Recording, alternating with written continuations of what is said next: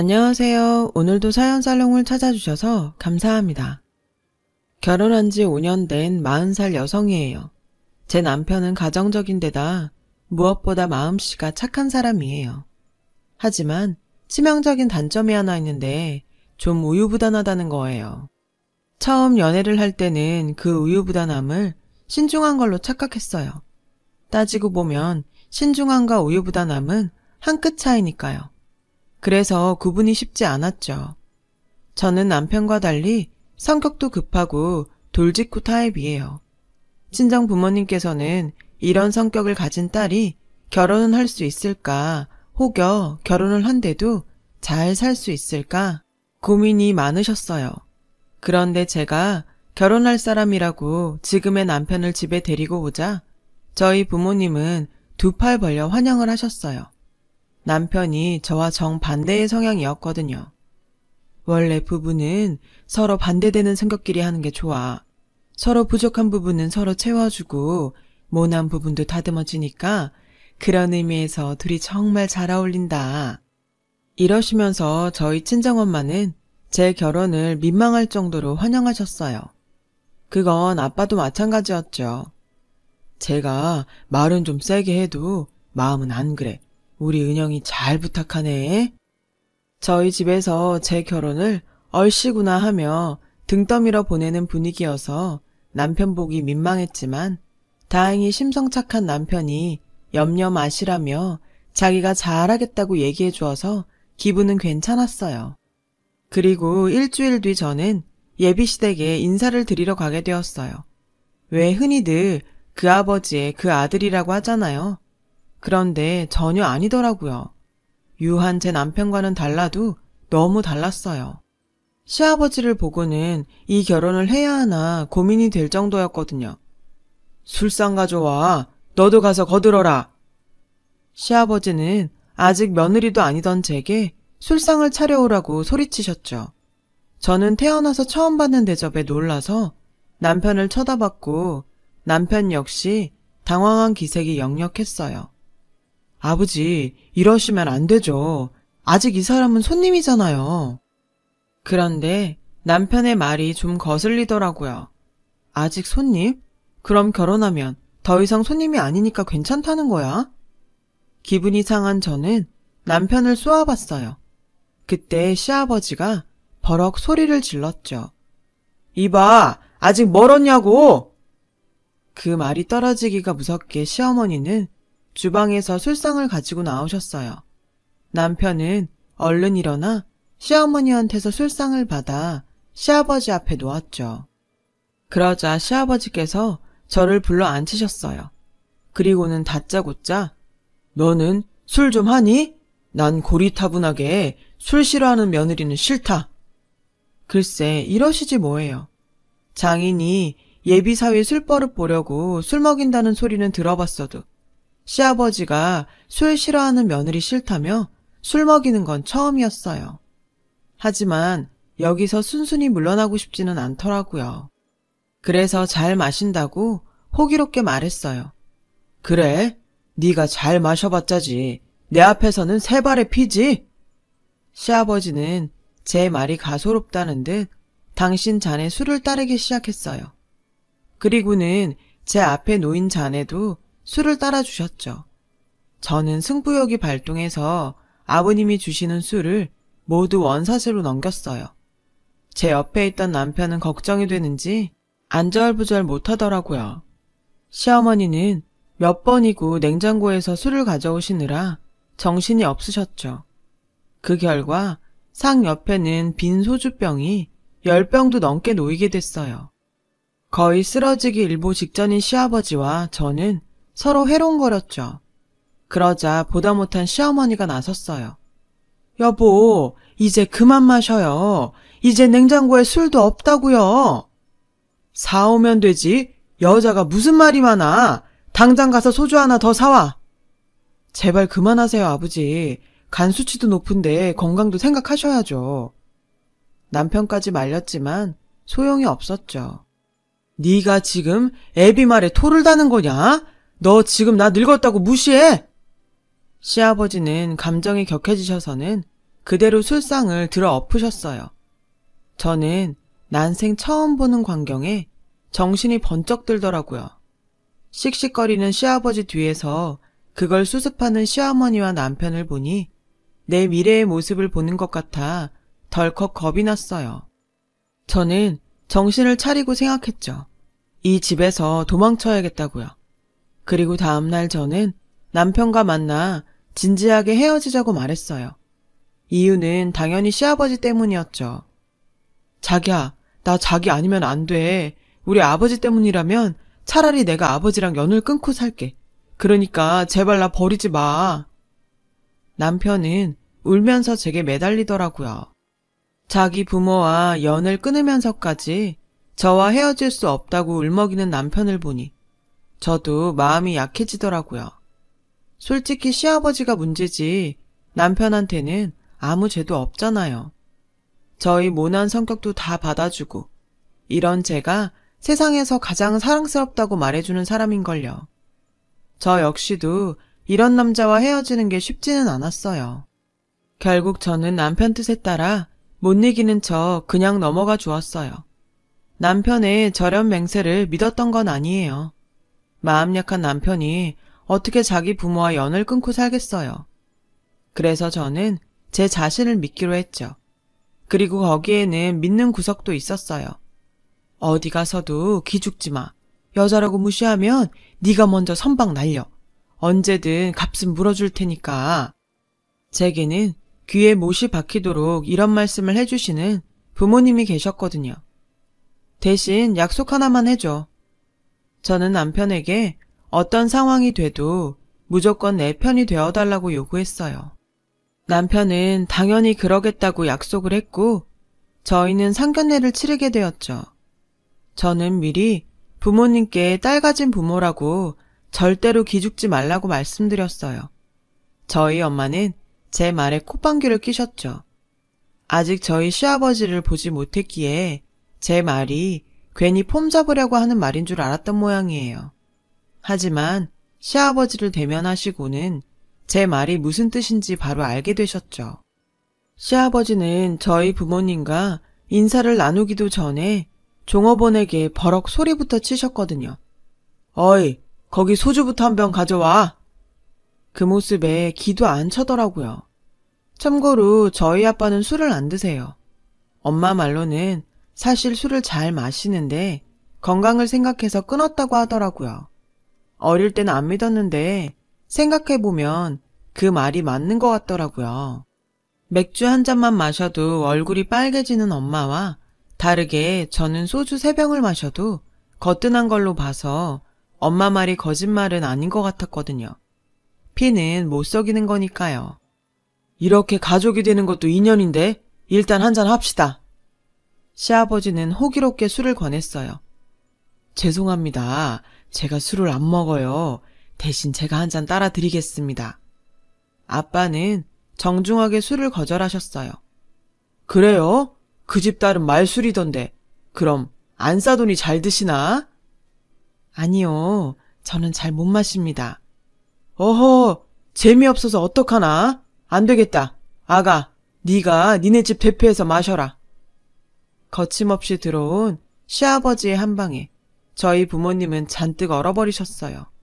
그러게 제가 먼저 기죽지 마시라고 말씀드렸건만 귓등으로 흘리신 거죠.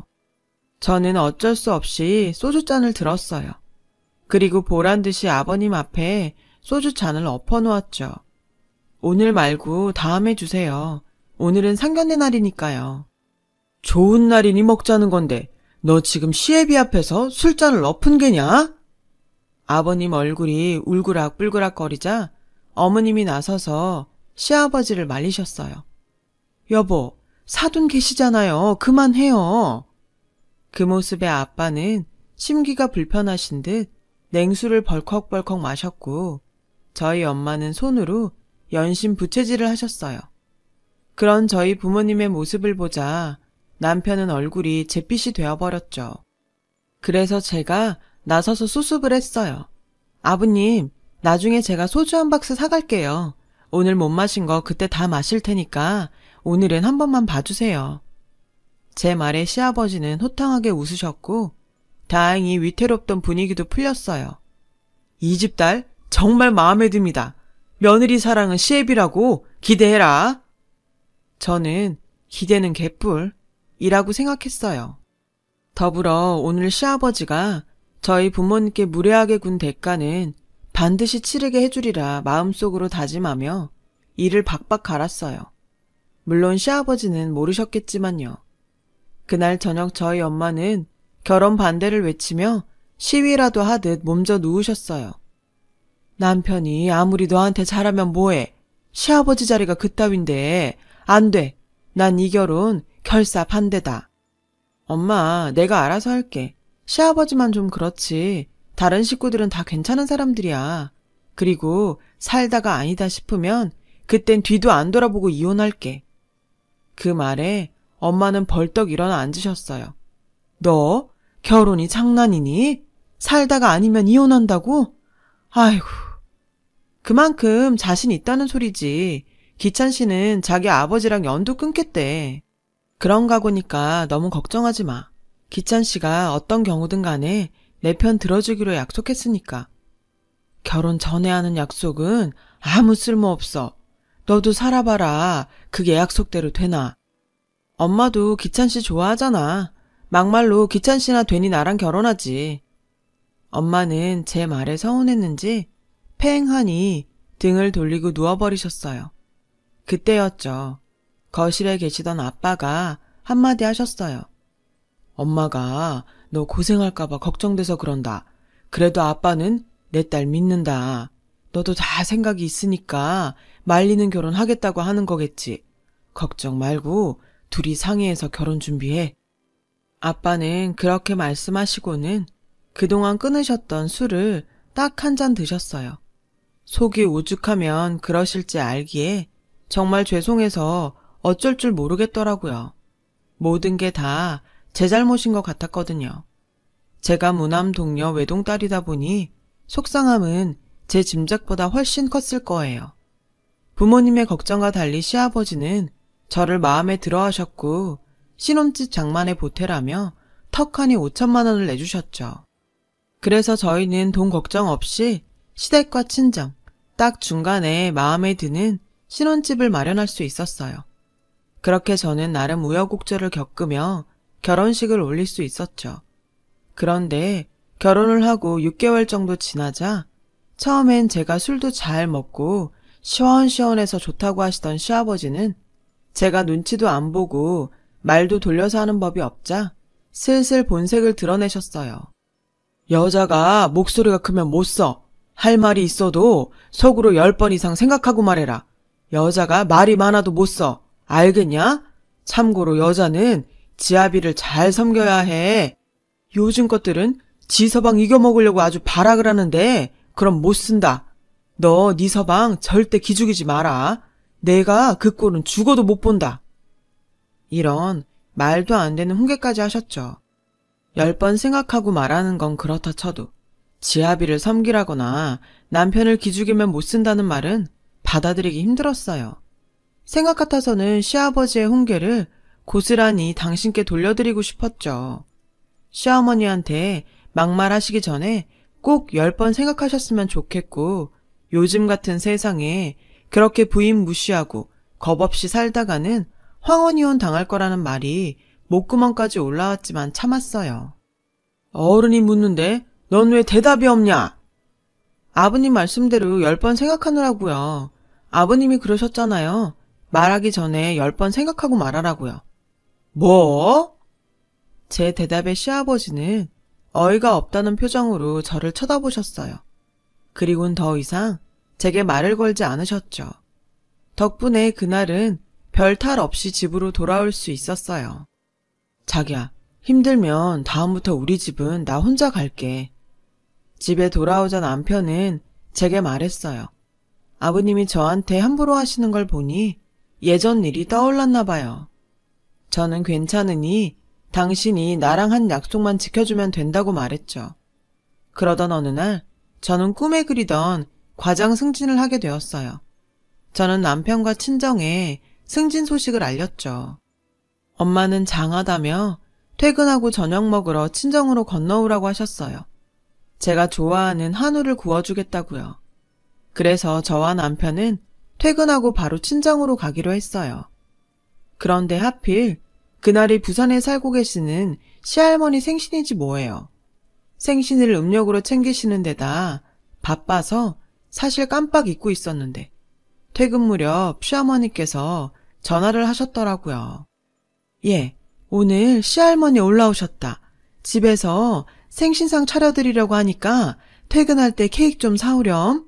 다른 건 내가 다 준비할 테니 걱정 말고. 순간 그제야 결혼한 실감이 나더라고요. 저는 제가 승진을 해서 친정 식구들과 저녁을 먹기로 먼저 약속한 걸 말할까 말까 하다가 결국 말하지 못했어요. 하는 수 없이 저는 퇴근 후 케이크를 사서 시댁으로 향했죠.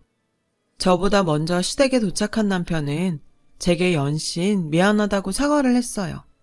저는 남편이 중간에서 얼마나 불편할까 싶어 괜찮다고 말했죠.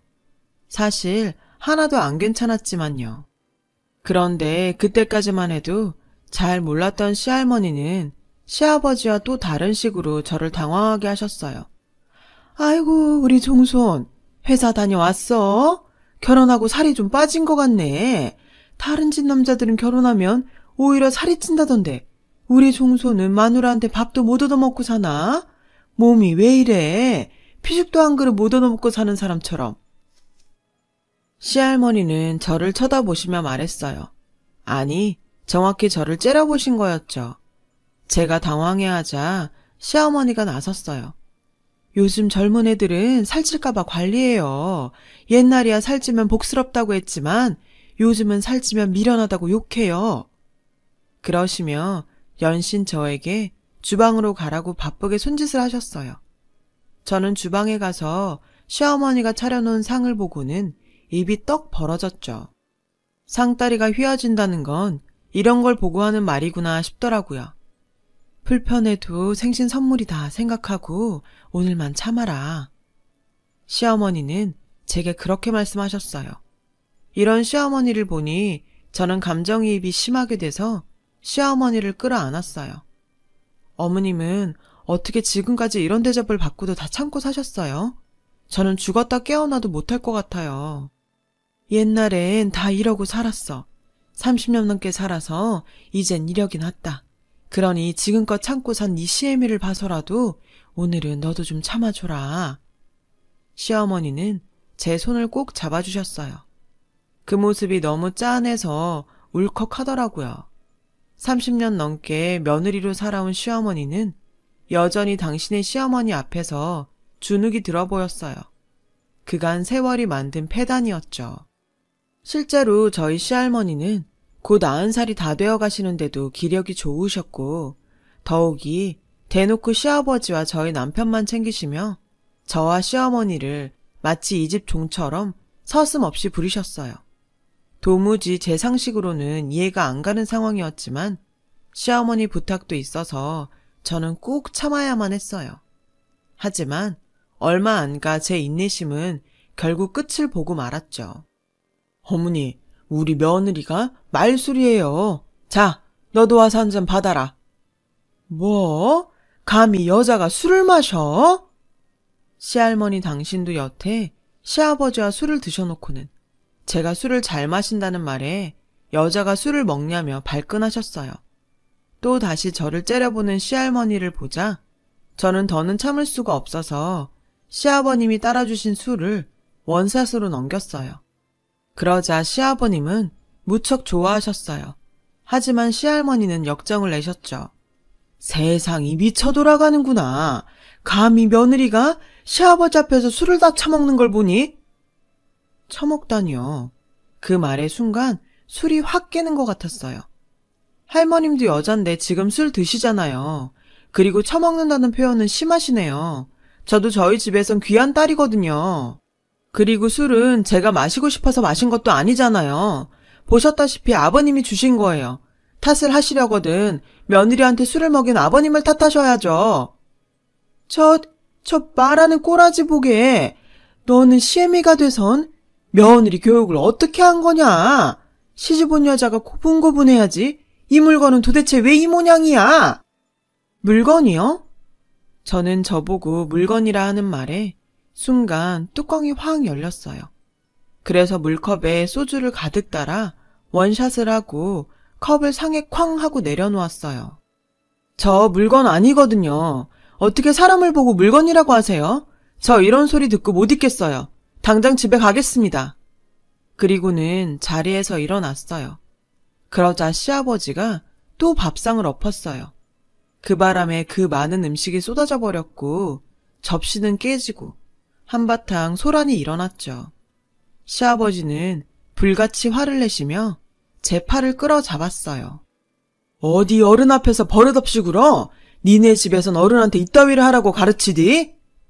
네, 부당한 일을 당하면 언제든 제 할 말 하라고 배웠습니다. 그리고 말이 나왔으니 말인데요. 아버님이랑 시할머니도 이러시는 거 아니에요. 상대한테 예의를 바라시려거든 두 분부터 예의 있게 행동하세요.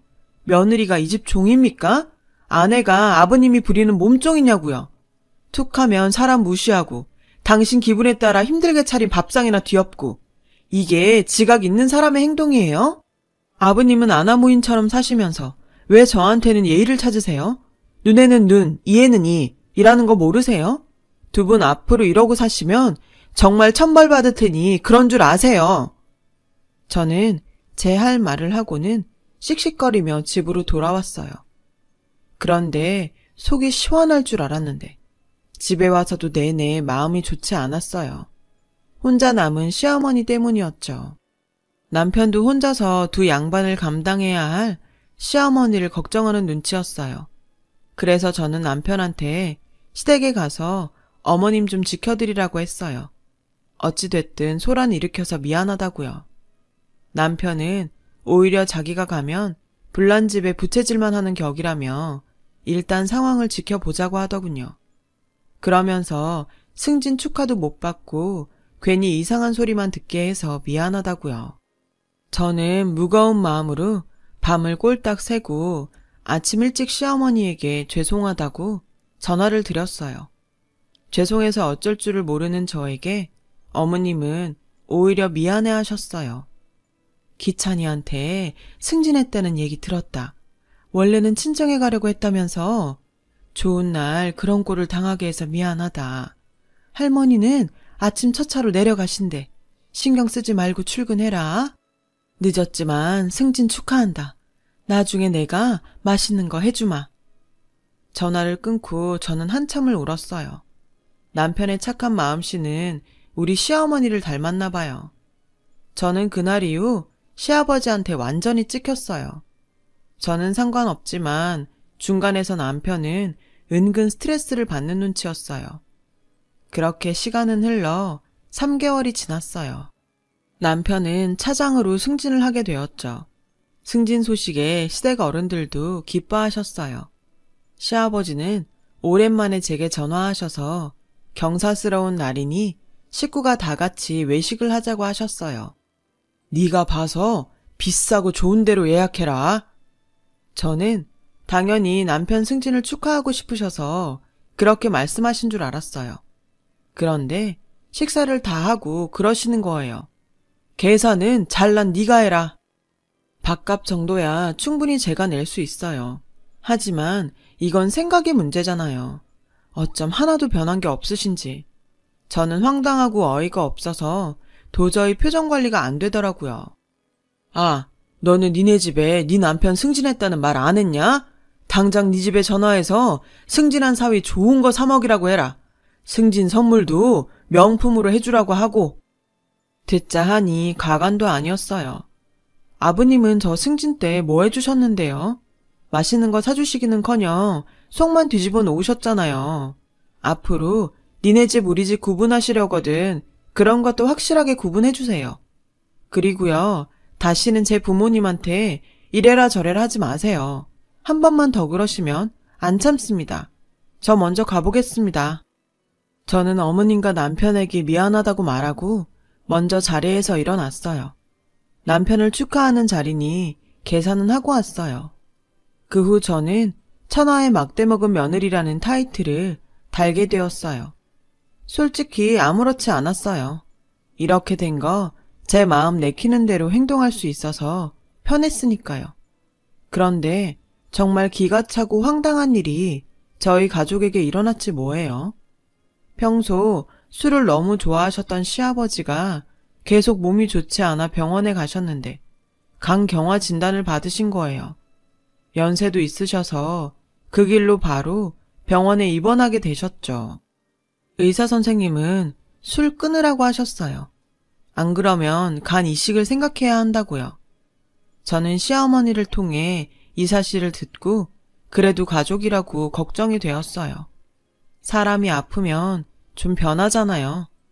다음날 시아버님은 제게 전화를 하셔서 당신이 그동안 저에게 함부로 해서 미안하다고 사과하셨어요. 몸이 아프니 마음까지 약해져서 그러나 보다 생각했어요. 주말에 병원에 꼭 오라는 시아버지의 말씀에 저는 남편과 그 주 토요일에 병원을 찾았어요. 아버님은 남편에게 음료수 좀 사오라며 밖으로 내보내시곤 제 손을 잡으셨어요. 아가, 그동안 내가 참 미안했다. 내가 다 나으면 너한테 미안한 거 다 갚으며 삼아. 글쎄 눈물까지 글썽이시며 이러시는데 순간 뭉클하더라고요. 아니에요. 저도 잘한 거 없는걸요. 지금은 아무 생각 마시고 치료에만 신경 쓰세요. 그런데 제 말이 떨어지기 무섭게 아버님이 그러시는 거예요. 그래, 내가 치료에만 신경 쓸 테니 대신 네가 나한테 간이식 좀 해줘라. 그리고는 제 손을 꼭 잡고 놓아주지 않으셨어요. 순간 엄청난 공포감에 겁이 나더라고요. 시아버님은 저에게 간을 받고 싶으셔서 마음에도 없는 사과를 하신 거였죠. 저는 소름이 돋아서 시아버지의 손을 뿌리쳤어요. 그때였어요. 병실 문 앞에 서 계시던 저희 아빠가 단단히 화가 난 얼굴로 들어오셨죠. 시아버님 병문안을 오셨다가 문 밖에서 시아버님이 저에게 간을 떼어달라는 말을 한 걸 모두 들으신 거죠. 아빠는 시아버지가 환자라는 사실도 까맣게 잊은 채 시아버지의 멱살을 잡으셨어요. 다시 말해봐. 지금 피 같은 내 딸한테 뭘 달라고? 부모인 나도 그런 소리를 못하는데 감히 네 놈이 내 딸한테 간을 달래. 네 자식 간은 아까워서 안 되겠디? 그래서 남의 자식 간을 달라는 거야? 이 천하의 쓰레기 같은 놈아. 뒤늦게 도착한 남편은 놀라서 저희 아빠를 뜯어 말렸어요. 아빠는 저희 남편을 보자 자네 아버지가 내 딸한테 간을 달라고 하는데 난 도저히 안 되겠네. 내 딸 몸에 있는 피 한 방울도 못 주니까 자네가 알아서 하게. 그리고 당장 내 딸이랑 헤어져. 아빠는 그 길로 제 손을 잡고 병원을 나오셨어요. 그날 저녁 남편과 시어머니는 저희 친정에 찾아와서 저희 부모님께 싹싹 비셨어요. 하지만 저희 아빠는 시아버지의 사과와 앞으로 다시는 저를 괴롭히지 않겠다는 약속 없이는 절대로 저를 그 집에 보내지 않겠다고 하셨어요. 저희 불쾌한 감정은 둘째치고 정작 아무 잘못 없는 남편과 시어머니가 용서를 비는 상황이 더 짜증났어요. 보름 뒤 남편에게 전화가 왔어요. 시어머니가 시아버지한테 이혼 소송을 걸었다는 내용이었죠. 시어머니는 그동안 시아버지한테 사돈댁에 가서 빌라고 하셨지만 저희 시아버지가 누군가요? 자기밖에 모르는 아나무인답게 자기는 목에 칼이 들어와도 사과는 하지 않겠다고 버텼고 결국 시어머니는 이혼 소송을 시작하신 거죠. 남편은 시어머니 뜻을 지지했어요. 앞으로 남은 시간은 누구 눈치 보지 말고 자유롭게 사시라고요. 저 역시 남편과 생각이 같았고요. 그런데 그 일이 있고 일주일도 되지 않아 저는 뜻밖의 장면을 목격하게 됐어요. 퇴근하고 친정집에 왔는데 시아버지가 와 계시더라고요. 아버님은 저를 보자 덥석 손을 잡으시며 다짜고짜 그러셨어요. 네가 네 시애미 좀 말려라. 이 옆엔 내가 헛바람이 불었는지 이혼을 하잔다. 너도 알다시피 네 시애미가 능력이 있냐, 친정에 재력이 있냐. 나 아니면 밥도 굶고 살려편 내가 지 주제를 몰라요. 그러니 어쩌겠니? 며느리로서 네가 나서야 하지 않겠니? 네 시엠이 늙음하게 이혼녀 꼬리표 달고 독거노인으로 살게 하면 안 되잖아. 기가 막혀서 헛웃음만 나더라고요. 아내한테 황혼 이혼 당할 처지인 주제 싹싹 빌고 용서를 빌지 못할 망정 며느리 앞에서 아내 뒷담 하나 늘어놓다니 완전 최악이었어요. 뭔가 착각하시는 모양인데요. 저희 어머님은 독거노인 될 걱정 없으십니다. 아들 며느리가 있는데 무슨 걱정이에요? 걱정은 아버님이 하셔야죠. 저랑 아버님 아들은 어머님 이혼에 쌍수 들고 환영이에요. 오히려 왜 진작 용기를 안 내셨을까 의아할 정도거든요. 그러니 작작하시고 돌아가세요. 제가 근거 드렸죠. 아버님 인생 그렇게 살다가는 황혼이혼 당하실 거라고. 다 자업자득이니까 댁에 돌아가셔서 반성이나 하세요. 저는 아버님을 저희 집에서 쫓아냈어요. 아버님은 끝까지 포기를 못하고 대문 밖에서 고래고래 소리를 치셨죠. 그러다 결국 이웃 주민이 경찰에 신고하는 바람에 경찰 손에 끌려가셨죠. 저는 이 일을 어머님께 전화해 알렸어요. 그리고 어머님 뜻을 지지하는 의미로 변호사 비용을 내드리겠다고 했어요. 앞으로는 누구의 간섭도 받지 말고 어머님 뜻에 따라 사시라고요. 수화기 너머로 어머님의 흐느끼는 목소리가 들려왔고 저도 수화기를 든 채 한참을 울었어요. 그리고 얼마 뒤에 어머님은 아버님과 이혼을 하셨어요. 30년간 가사노동을 하며 시아버지와 시어머니의 폭언과 폭력에 시달린 점이 인정돼서 위자료도 꽤 받으실 수 있었죠. 어머님은 그 돈으로 화훼 장식을 배우고 싶다고 하셨어요. 그래서 꽃집을 차리고 싶으시다고요. 저는 당연히 어머님 뜻을 지지했죠. 옆에서 아낌없이 지원해드릴 거예요. 남편도 오랜만에 활짝 웃는 엄마를 보자 이제야 가슴을 짓누르던 돌이 빠져나간 것 같다며 좋아했어요. 아, 아버님은 결국 시할머니 댁으로 가셨어요. 독거노인으로 죽기는 싫다면서요. 제가 보기에는 밥 차려줄 사람이 없어 그런 것 같지만요. 늙음하게 그렇게 돌아온 자식과 알콩달콩 하시겠죠 뭐. 이제 남은 인생 어머님이 정말 행복하셨으면 좋겠습니다. 긴 사연 들어주셔서 감사합니다. 여러분 행복한 하루 되세요. 여러분 사연 댓글에 응원과 현명한 조언 부탁드려요. 좋아요와 구독은 저에게 큰 힘이 됩니다. 오늘도 좋은 일 가득하세요.